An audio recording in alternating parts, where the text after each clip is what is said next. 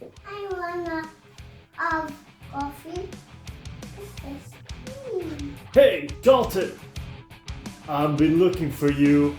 I can take you on.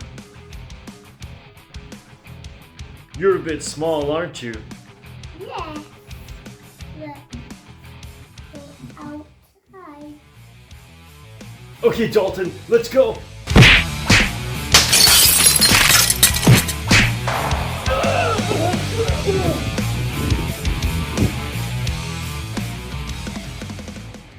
Hello everyone and welcome back to a brand new video. It's Midnight Comics here and we're starting a whole new segment of videos called My Rant Review. This is where I will go through my personal review of a movie, game, book, pretty much anything that's easily available to me through some sort of streaming platform or someone buys me or whatever. Each review is going to be my own personal opinion. I'll do my best to give my honest impression of whatever I am going through. Feel free to comment if you have any alternative opinions or agree with anything I say, but I will absolutely say that this review will probably contain some sort of spoilers, so again, I apologise if something gets ruined for you. Sorry. Anyway, if you have any ideas for things for me to review in the future, or if you like this set of videos, then please do comment underneath as well. Give me ideas, I'll see what I can get sorted. And let me know if you like the little segment in the beginning. We had Pops at the beginning just to add a little bit of levity to it. He's my boy, right? Anyway, back to the video. In the video, we are going to be going through Roadhouse. Which one you're probably gonna ask? But I'll tell you right now, it's gonna be both. So let's start with 1989 Roadhouse. First off, you have to remember this film was made in like the 80s, right? So this is where you had big muscles, big bangs, and of course, Arnold Schwarzenegger and Sylvester Stallone basically fighting each other. It was a time, high action, unnecessary nudity, big muscles, and of course, mass explosions. Roadhouse is no different, except of course, the big muscles. In fact, Patrick Swayze has an ongoing joke in this, where he seems too small for his job. Basically, he's a butt-kicking bouncer that can't be beaten. I really like this movie. I think it was so funny. I love the classic action movies of the 80s. I really, really do. I grew up on them. My dad basically introduced them to me and we have just watched and loved them ever since. And there's a charm, there's a cheese that brings Roadhouse into like its own set of amazing. Although it's not without its faults. The redemption arc that Dalton is going to go through, as in Swayze goes through, is kind of... it comes out of nowhere. He spends the second half of the movie regretting that he killed someone in a fight, so he goes around pretty much killing everyone. Except he doesn't kill the final boss because he's learned his lesson by then, even though basically everyone is dead. So instead of him killing the last bad guy, all the villagers kill him instead. I mean, that's just kind of cuckoo nonsense to me, but whatever, the film was fun. They just kind of laughed it off as well as like everything's totally cool. Loads of people are dead, Anyway. Then of course there's like the end with the skinny dipping scene in the bad guy's lake, and it's a bit kind of like pouring salt in the dead guy's wound, which I thought was even worse. When you watch the movie, you kind of forgive the cheesy lines and the mullets because it's actually quite a fun movie, right? Overall, I'd give it like a 4 out of 5. Good action in it, good dialogue, lots of really fun cheesy lines. Most importantly, Patrick Swayze kicks butt. It's really fun, it's really cool. Definitely check it out. And I think it's available on Amazon, so I would check it out. That's where I watched it anyway. Now we'll talk about new Roadhouse. First of all, Jake Gyllenhaal.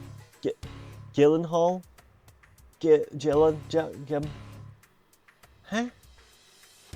Anyway, he is a quality actor, and you probably know him as like MCU's Mysterio, but dude has been making some quality films from like a young age. Nightcrawler, absolutely amazing film. Love and Other Drugs, Source Code, Southpaw. Southpaw's honestly a brilliant movie. I still remember my best friend's face in the cinema as droplets of pure emotion ran down from his eyes, moistening and salting the already too salty popcorn. What the hell was Donnie Darko about? Anyway, Jake Gyllenhaal does not disappoint in this movie. Dude got absolutely ripped for this movie, by the way.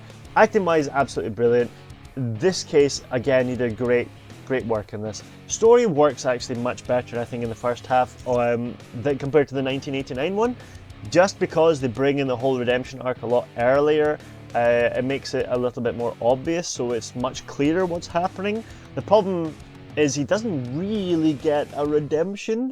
Like, they hit massively, that he needs to get better, needs to do other things in order because he's killed his best friend in the past or something like that.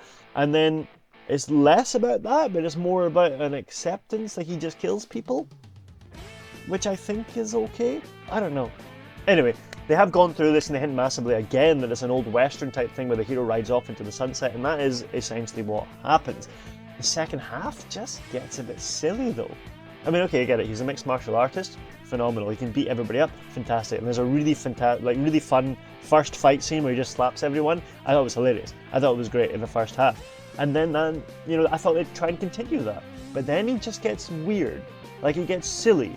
Like, somehow he knows how to make a bomb with a remote signal. He basically can plan for like 7 steps ahead and whatnot and kill everyone. It's weird, right? I mean, what? Anyway, the point is, the first half is really, really good. But the second half just gets a little bit silly. The action as well kind of suffers a tiny bit. I mean, it's good fighting. I mean, really, really good fight scenes in it. The really good action, works really nicely. There's a little bit of janky CGI in parts, I think, but either way, it was really, really good. The problem was, and it kind of follows along with a lot of what modern films do in terms of the gritty, raw feel to the action, where they basically kind of just strap a GoPro onto people and then try and get a fight scene out of it. But the main problem with that is you can't really see the action. Jackie Chan kind of specialised this, and the way he did it was, if you hit someone, he then took 2 shots. So you get the punch, and then you get the impact of the punch in the second shot, and that makes it seem like the reaction is actually more important, it's more impactful, that's where it hits. So when they don't have that reaction shot, the action is like less impactful, it doesn't hurt as much. It's almost like you're missing something, it's not quite there. Anyway, I think they basically just strapped a GoPro onto Conor McGregor at one point as well, and he like throws people into a table or something. I get it, it's immersive, it's trying to be cool, it's interesting, except to be honest, it does not that great. And a lot of modern films kind of do this. Jake Gyllenhaal, by the way, does do really good work when it comes to the fights. He seriously puts the effort and time into making them look real, I get it, but Conor McGregor is a fighter. I mean, dude, you can tell the difference. He can punch, you feel like if you're face to face with Conor McGregor, you would die. Right, that's honestly what it feels like. I mean, he's a UFC champion. There's like 2 weight categories. He was a UFC champion, right? Anyway, when Jake Gyllenhaal faces off against Conor McGregor and you're hoping to see that one absolutely kick-ass fight scene, it doesn't really disappoint. It does amazing work. But the main problems I had was it seemed a little bit preempted, like it was almost like too choreographed. So what do I mean by that? Is like some cases when you see Conor McGregor, he's about to punch Gyllenhaal, right? But Jake Gyllenhaal's his hands are already up ready for it. So you've got the hands ready and then the punch comes. Or you've got the head moving and then the punch comes behind. So it doesn't feel like he's reacting or moving to fight or because of what Conor McGregor has done, but it feels like Conor McGregor is punching because of the way Jake Gyllenhaal's moved. So it doesn't work in that way, you know? It is again like it was too choreographed. Again, they both did great work. It looks really, really neat, but there's just points in it. Maybe I'm just being a bit, what's the word? Critical, overcritical.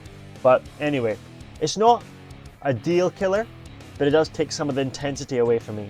Still, it's a good film, it's fun to watch, but it does get a bit too silly in the second half for me. Overall, I'm going to give that about 3 out of 5. The first one's really fun, first one's really great, but the new action style in the story of the latest one is slightly better.